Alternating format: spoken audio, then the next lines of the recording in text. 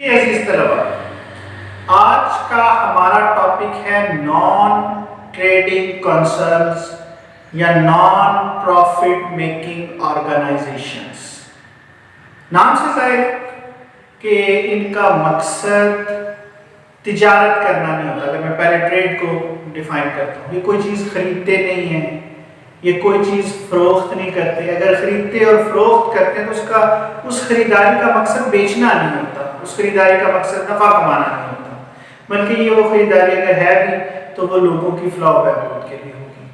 Non profit making organization, نفع کمانا ان کا بنیادی مقصد نہیں ہوتا، بلکہ یہ لوگوں کی فلاح و بہبود کے لیے کام کر رہے ہوتے ہیں۔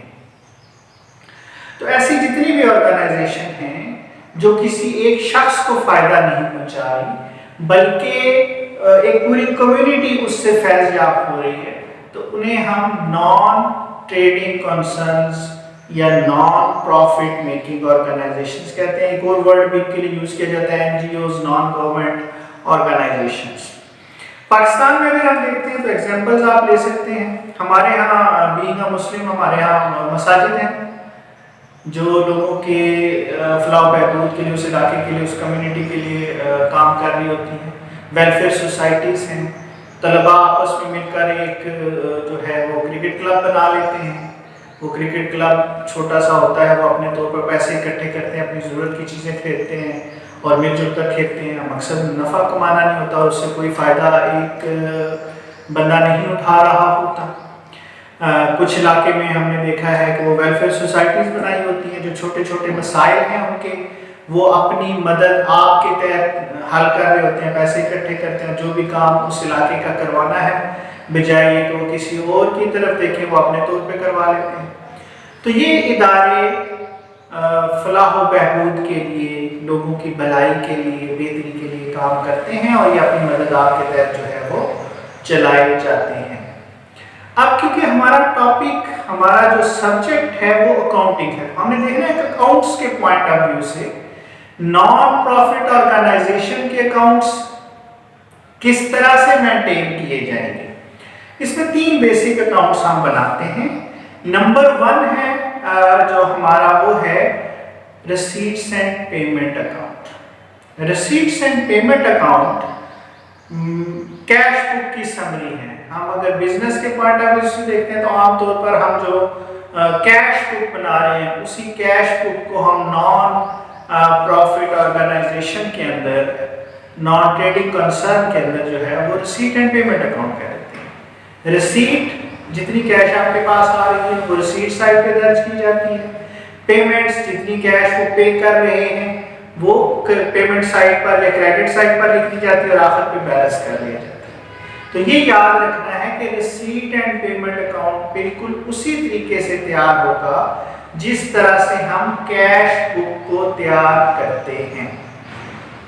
نمبر 2 ہے انکم اینڈ ایکسپینڈیچر اکاؤنٹ۔ اس ادارے کی آمدنی کتنی ہے اور اس ادارے کے جو اخراجات ہیں وہ کتنے ہیں۔ اور تیسرا جو ہے وہ ہے ہمارا بیلنس شیٹ۔ بیلنس شیٹ سے آپ سارے واقف ہیں، ایک طرف ہم لوگ ایسٹس اور ایک طرف لائبلٹیز اور کیپٹل شو ہو جاتا ہے، تو بیلنس شیٹ ہماری تیار ہو جاتی ہے۔ یہاں انکم اینڈ ایکسپینڈیچر اکاؤنٹ، اب کیونکہ یہ ادارے نان ٹریڈنگ کنسرن ہے، ان کا مقصد ٹریڈ کرنا نہیں ہے، کچھ خریداری اور نہیں کر رہے، فروخت نہیں کر رہے، تو یہ کہاں سے پیسے لائیں گے؟ تو ان کے جو سورس آف انکم ہے وہ عام اداروں سے مختلف ہے۔ سب سے بڑا سورس ان کا ہوتا ہے سبسکرپشن، چندہ، لوگوں سے چندہ اکٹھا کرتے ہیں، تھوڑے تھوڑے پیسے جو ہے وہ جو بھی اپنی مدد آپ کے تحت وہ ریگولر بیسس پہ جو ہے وہ دیتے ہیں۔ اسپیشل سبسکرپشن، کسی خاص موقع پہ جو پیسے آ جاتے ہیں۔ ڈونیشن، جو عطیات وغیرہ دے دیے جاتے ہیں۔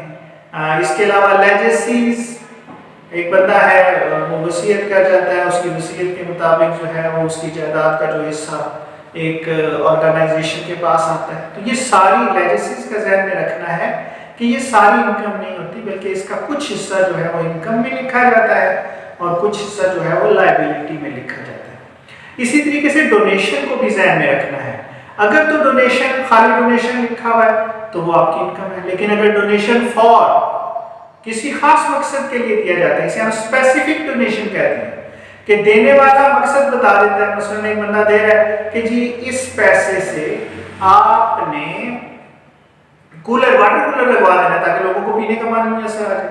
تو اب وہ پیسہ صرف واٹر کولر لگانے کے لیے استعمال ہو سکتا ہے, کہیں اور استعمال نہیں ہو سکتا. تو اب وہ اس آرگنائزیشن کی آمدنی نہیں کہلائے گی, بلکہ وہ اس آرگنائزیشن کی لائبلٹی کنسیڈر ہو جائے گی.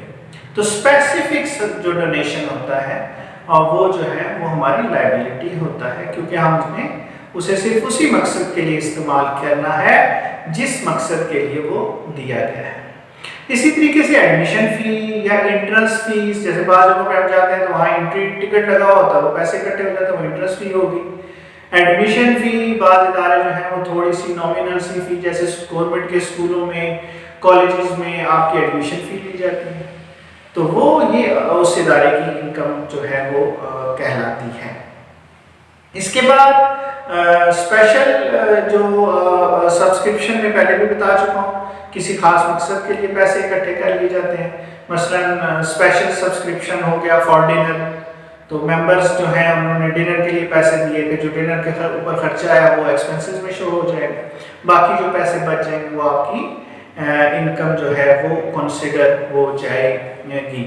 اس کے علاوہ جو مین آئٹم ہیں وہ ہم ایک دفعہ ریپیٹ کر لیتے ہیں. سبسکرپشن ہے, اسپیشل سبسکرپشن ہے, ڈونیشن ہے, اس کے علاوہ جو ہے وہ لیجسیز ہم نے دیکھا, پھر ہم نے جو ہے وہ انٹرسٹ فی یا ممبرشپ فی جو ہے ایڈمیشن فی دیکھی, سے ہم ممبرشپ فی بھی کہتے ہیں. ممبر بننے کے لیے آپ لوگ جو ہے وہ پیمنٹ کر رہے ہیں اس ادارے کو, تو اس ادارے کی جو ہے وہ انکم آ جائے گی.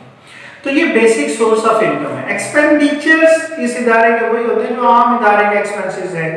اگر ان کے پاس اپنی بلڈنگ نہیں ہے تو اس کا کرایہ انہوں نے دینا ہے, بلڈنگ اگر کرایہ پر لی ہوئی ہے. کام کرنے کے لیے جو ملازمین ہیں ان کو سیلریز دینی ہے, کوئی ٹیکسز ہیں تو وہ پے کرنے ہیں.